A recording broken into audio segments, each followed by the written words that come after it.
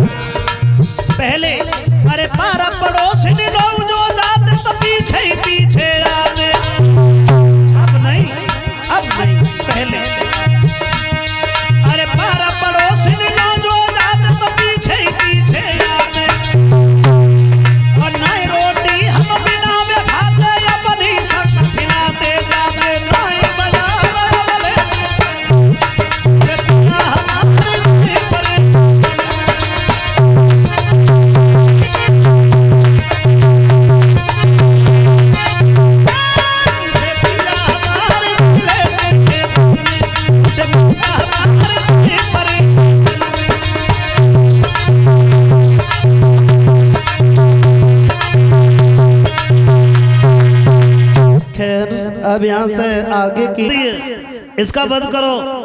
जवाब दिया है बहादुर जो होते हैं वो स्त्री पे तो हाथ तक नहीं उठाते, हम तो मारेंगे नहीं। बोले मारोगे नहीं तो फिर हम तीनों को ये खा जाएगी। लाला स्त्री वो होती है जिसमें दया होती है, सील होता है, सद्भाव होता है, ये राक्षसी है। बोले अगर ऐसी बात है तो कोई बात नहीं है। तो कौशिक ने कही श्री राम सुना और राक्षसी ताड़िकाया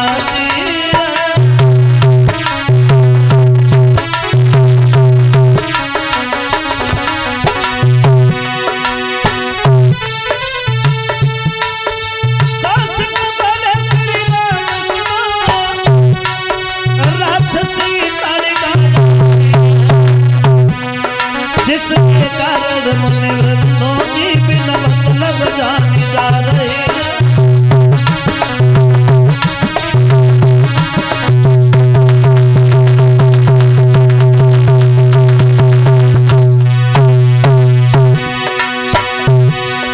देखो देखो ये यार बली,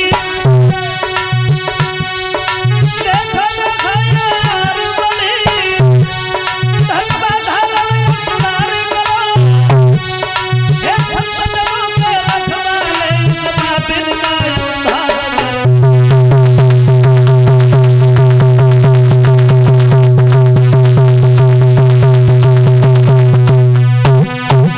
जवाब दिया है लाला ये आ रही है और इसका वध करो। तो श्री राम ने एक ही बाण से उस राक्षसी का वध किया है और आगे बढ़े। आगे बढ़ के आश्रम के नजदीक जब पहुंचे तो जवाब दिया गुरुदेव अब तुम यज्ञ करो, हम देखें कि कौन सा राक्षस तुम्हारे यज्ञ में विघ्न डालेगा। फिर दूर दूर से संत महात्माओं को आश्रमों से बुलाया है और विश्वामित्र ने जब अपने आश्रम पे यज्ञ किया है तो वो स्वाहा स्वाहा की आवाज जब हुई है, उस आवाज को सुनने के बाद में राक्षस आकाश मार्ग से आने लगे। उन्हें देख करके राम लक्ष्मण मन में बड़े प्रसन्न हैं, आओ तुम्हारा तो इंतजार ही था। श्री राम के बाणों से राक्षस जमीन पे ऐसे गिर रहे हैं जैसे पतझड़ के मौसम में पेड़ों से पत्ते गिरते हैं। उन्हीं राक्षसों में आया था मारीच और सुबाहु का वध कर दिया, और मारीच के एक ऐसा बाण मारा है जो समुद्र पार जाकर के गिरा, उठा और भाग गया।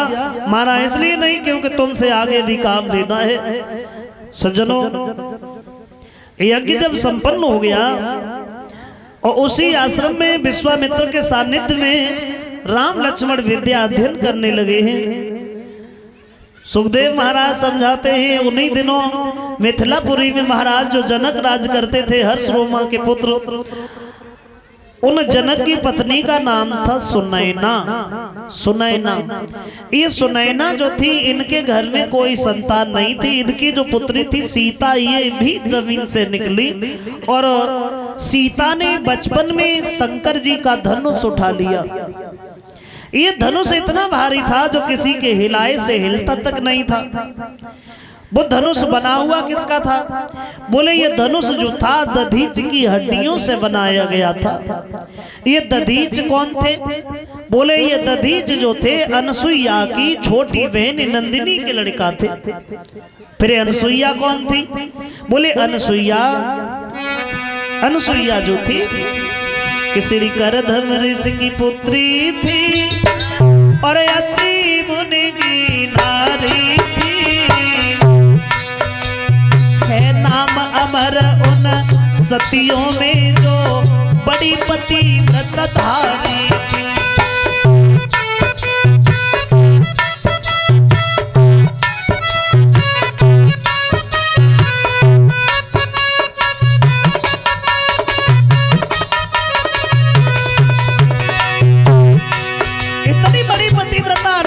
जिसने तीनों देवताओं को, ब्रह्मा विष्णु शंकर जी को जरा जरा सा बच्चा बना लिया था।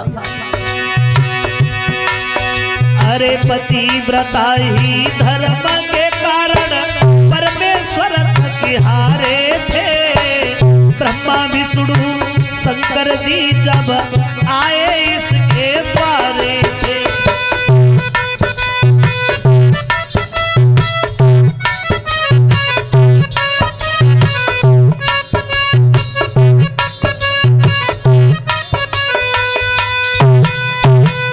इतनी बड़ी पतिव्रता थी अनसुईया, जिसने अपने पतिव्रत धर्म से तीनों देवताओं को जरा जरा सा बच्चा बना लिया था।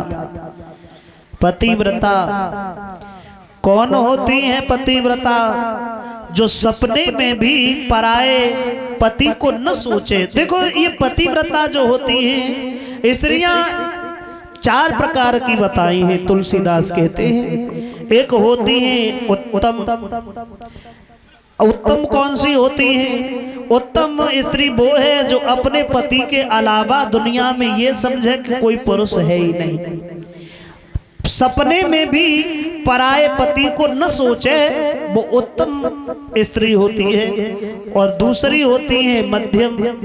मध्यम जो होती है वो दुनिया में पुरुषों को भी देखती है, लेकिन उनके देखने का नजरिया अलग होता है। अपने से जो बड़े हैं उन्हें पिता की दृष्टि से देखती है, बराबर का है उसे भाई की दृष्टि से देखती है, और जो छोटा है उसे पुत्र की दृष्टि से देखती है। वो मध्यम वर्ग की होती है। और एक होती है लघु। लघु जो होती है वो भी पतिव्रता है, उसका मन चंचल है, लेकिन समाज का डर है, परिवार का भय है, इसीलिए उसका पतिव्रत धर्म बचा है, तो पतिव्रता तो वो भी है। और एक होती है अधम। भगवान की कृपा है वहां तो, मतलब कोई भी है, कैसा भी है, उसका धर्म सुरक्षित नहीं है? तो एक प्रकार की नहीं, ये 4 प्रकार की स्त्रियां बताई हैं। एक कवि तो ये कहते हैं कि स्त्री